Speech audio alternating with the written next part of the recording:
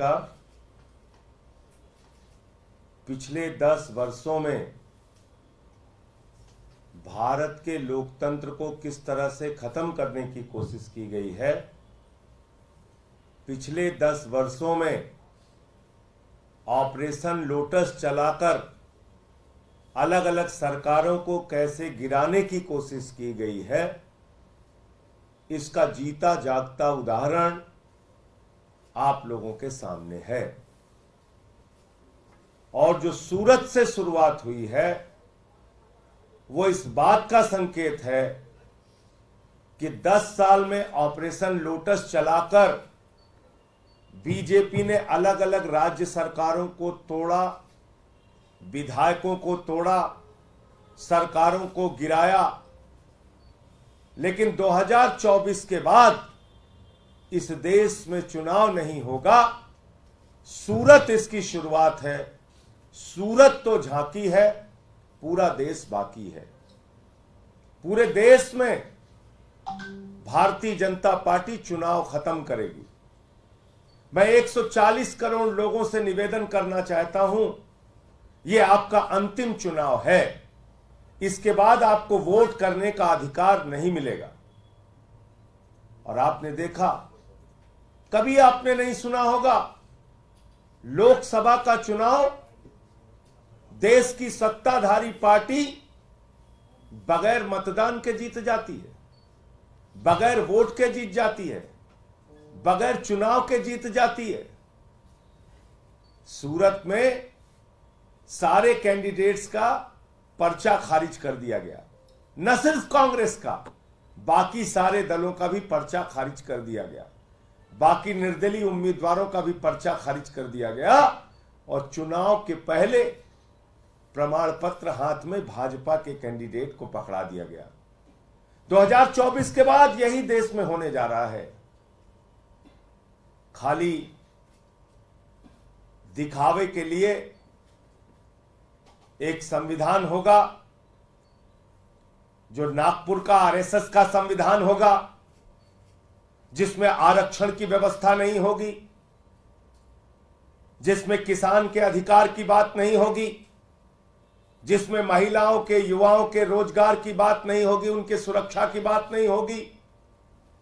एक आरएसएस का संविधान होगा। बाबा साहब डॉक्टर भीमराव अंबेडकर के द्वारा लिखे गए संविधान को खत्म किया जाएगा, आरक्षण को खत्म किया जाएगा, चुनाव को खत्म किया जाएगा। पिछले 10 साल का इतिहास मैं देश की जनता को याद दिलाना चाहता हूं। उत्तराखंड में इन्होंने चुनाव नहीं कराया, सरकार कांग्रेस की तोड़ के गिरा दी, अपनी सरकार बना ली। अरुणाचल में चुनाव नहीं कराया, जोड़ तोड़ करके सरकार बना ली। महाराष्ट्र में ईडी का, सीबीआई का, इनकम टैक्स का छापा मरवा के, भय दिखा के चुनाव नहीं कराया, सरकार तोड़कर बना ली। गोवा में मात्र 13 सीट होने के बावजूद जोड़ तोड़ करके सरकार बना ली। मध्य प्रदेश में चुनाव नहीं कराया, जोड़ तोड़ करके विधायकों को तोड़ के सरकार बना ली। कर्नाटक में चुनाव नहीं कराया, जोड़ तोड़ करके विधायकों को खरीद फरोख्त करके सरकार बना ली। और एक फैसला जिसने पूरे हिंदुस्तान को जगाया, एक फैसला माननीय मुख्य न्यायाधीश जी का, माननीय सर्वोच्च न्यायालय का, जिसने पूरे हिंदुस्तान को जगाया कि भारत का लोकतंत्र खत्म होने वाला है, वोट का अधिकार खत्म होने वाला है, लोकतांत्रिक संस्थाओं को खत्म किया जा रहा है, संवैधानिक संस्थाओं को खत्म किया जा रहा है। उसका जीता जागता उदाहरण आप देखिए। ये चंडीगढ़ के चुनाव में कैसे लोकतंत्र की हत्या की गई थी। मैं चाहूंगा ये वीडियो आप देखेंगे तो आपको याद आ जाएगा। उसके बाद सूरत, और अब पूरे देश में इसी बात की तैयारी है। बीजेपी ने वोटों की चोरी करते हुए हेरा फेरी से मेयर का चुनाव जीता, वो आपको इस वीडियो में दिखाते हैं।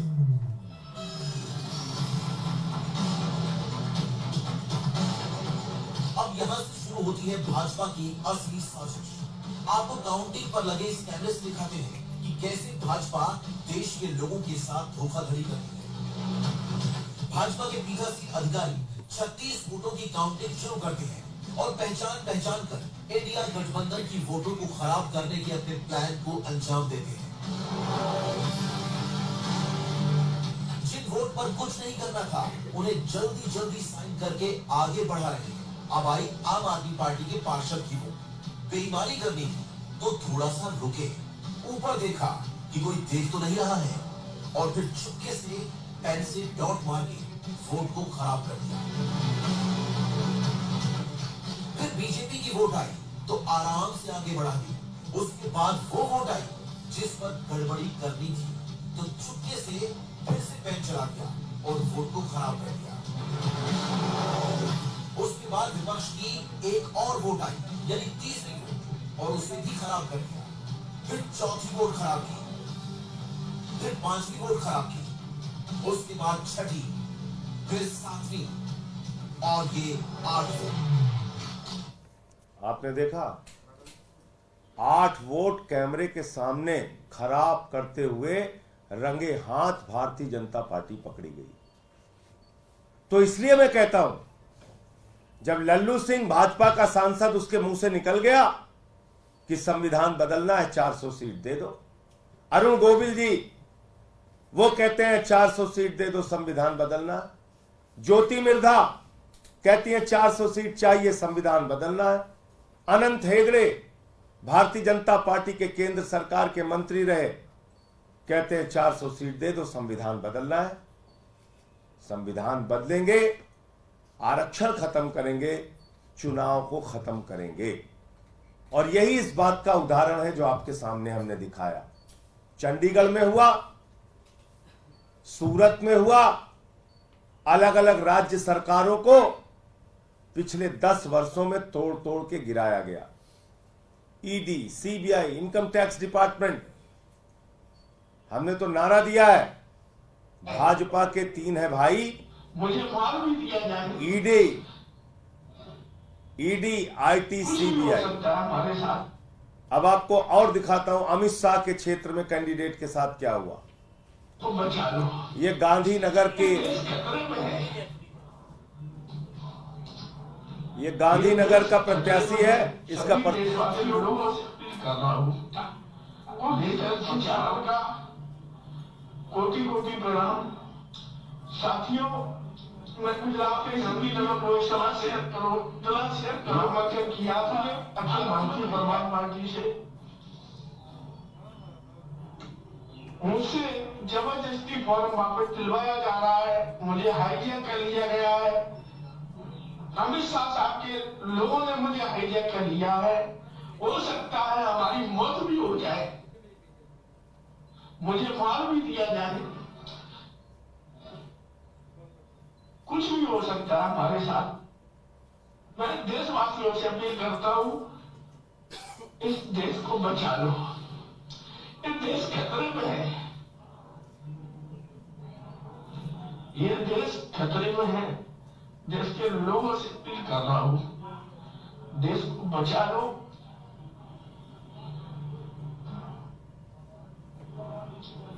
और इस वीडियो को इतना शेयर करो पूरे भारत में भेज जाए।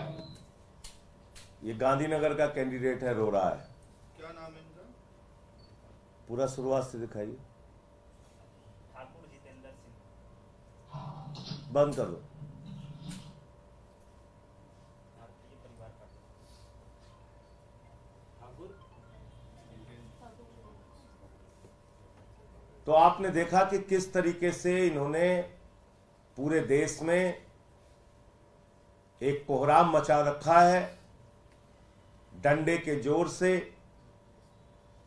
शासन को चलाना चाहते हैं, चुनाव को खत्म करना चाहते हैं, बगैर चुनाव के ये लोग जीतना चाहते हैं।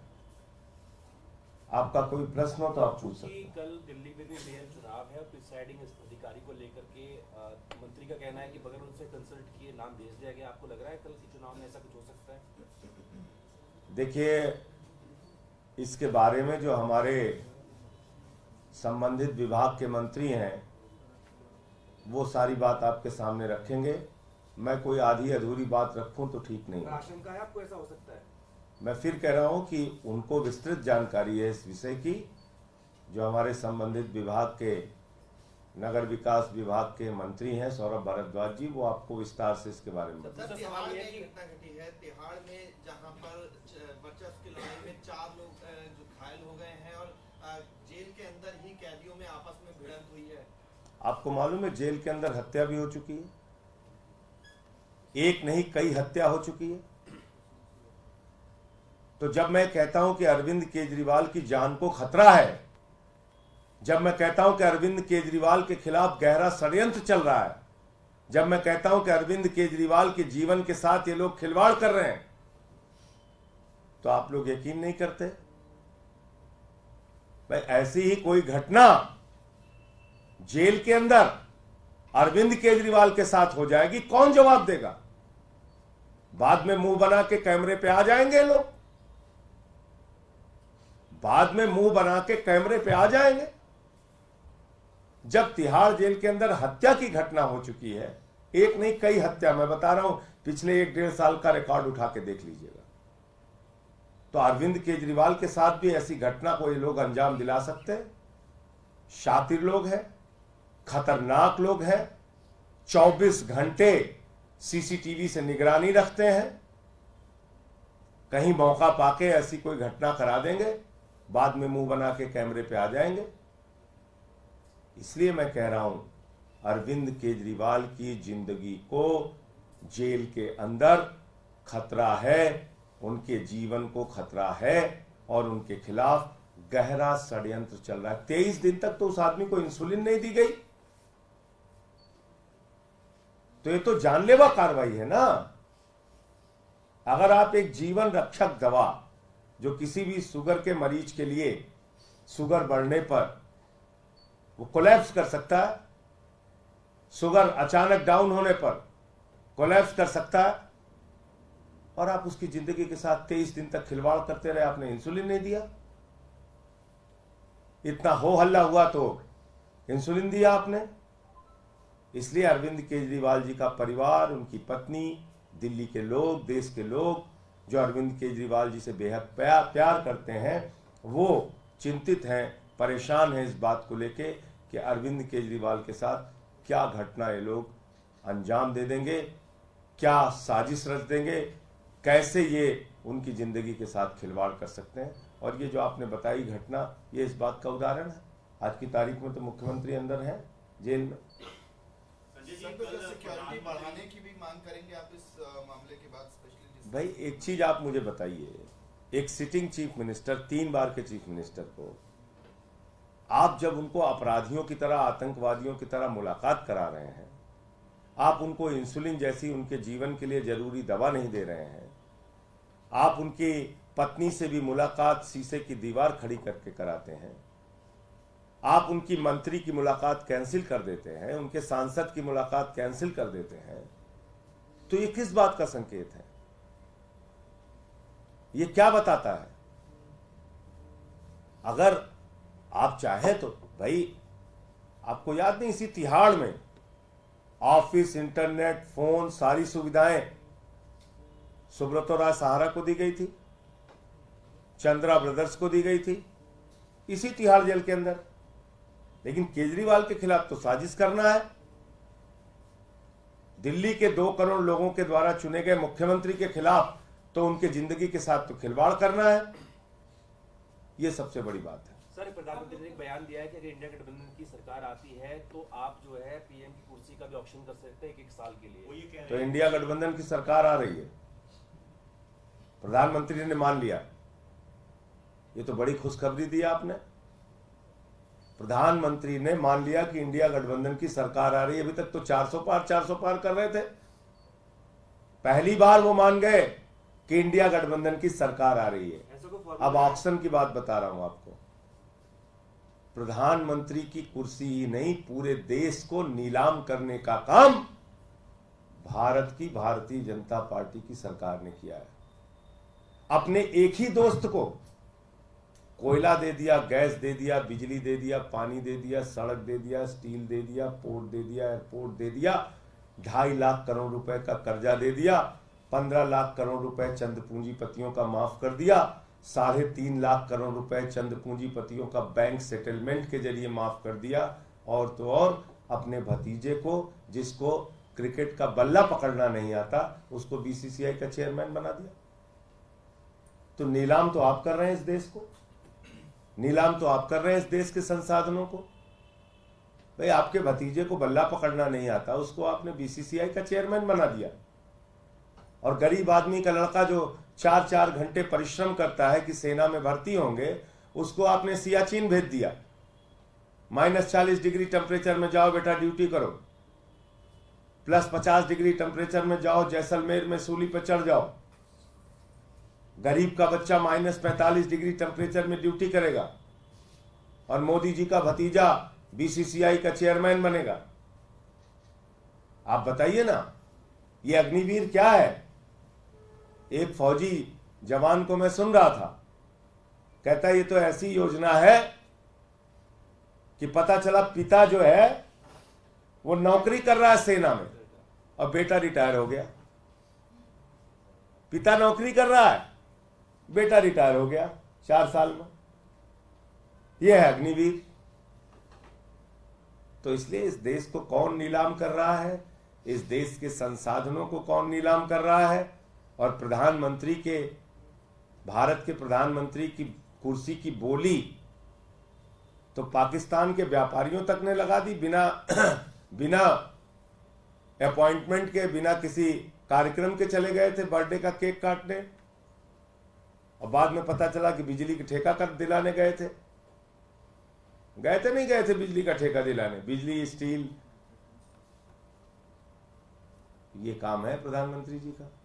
आप लोग की आप जनसभा और रैलियां सब कुछ तो कर दिया, सुनीता के लोग सभी 4 सीटों पे रैली करेंगे, इस बारे में कुछ डिटेल। जो हमारे प्रचार के कार्यक्रम को और दिल्ली के अंदर जो हमारा कार्यक्रम बना है अलग अलग नेताओं के प्रचार का, उसकी विस्तृत जानकारी आपको दी जाएगी। कल सुनीता केजरीवाल जी का, जैसे आपने बताया, अलग अलग क्षेत्रों में उनके प्रचार अभियान की शुरुआत हो रही है। भगवंत मान जी भी आएंगे, वो भी प्रचार करेंगे दिल्ली के अंदर। और भी जो हमारे नेतागण हैं, वो चाहे गोपाल राय जी हों, आतिशी जी हों, सौरभ जी हों, संदीप पाठक हों, हम सब लोग जाकर प्रचार कर रहे हैं। हमारा एक ही नारा है, जेल का जवाब वोट से दीजिए। जिस आपके बेटे ने आपके लिए बिजली, पानी, शिक्षा, चिकित्सा का इंतजाम किया, आज उसको मोदी जी ने जेल में डाल दिया है, और जेल से उनको बाहर निकालना है तो उनको जेल का जवाब वोट से देना होगा। सर, प्रधानमंत्री लगातार इनहेरिटेंस टैक्स की बात कर रहे हैं, कांग्रेस पे हमला बोल रहे हैं, कह रहे हैं कि देश की संपत्ति को लेके एक विशेष समुदाय को देने की तैयारी में कांग्रेस है। भैया ये बताइए, मैंने तो आपको नाम गिनवा दिया। हमारा तो बैंक लूट लिया प्रधानमंत्री जी की सरकार ने।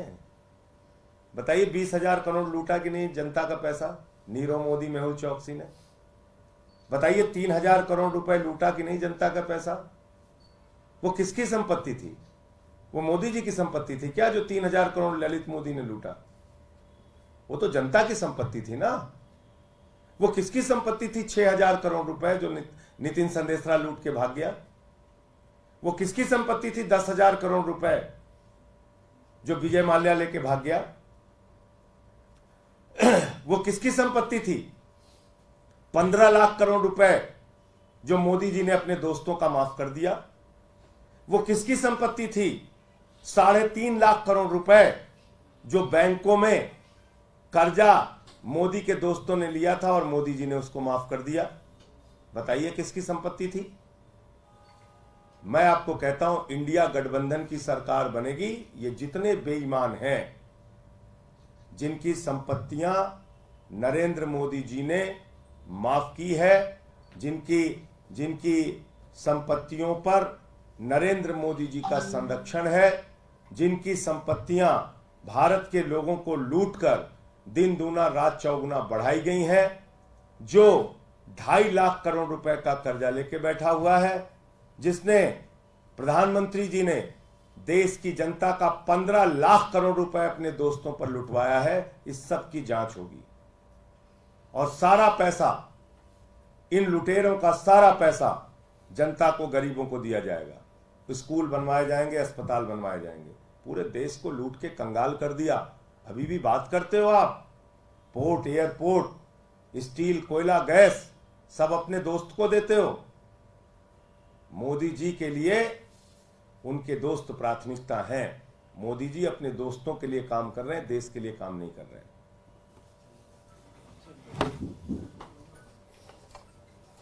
कहीं सुना है रिटेल की दुकान पर होलसेल का दाम? जी हाँ, नव्या लेकर आया है डिजाइनर सूट्स, कुर्तीज और फैब्रिक्स। सबसे सस्ता, सबसे अच्छा, defence road, Mamun, Pathankot. Contact 96141 96141।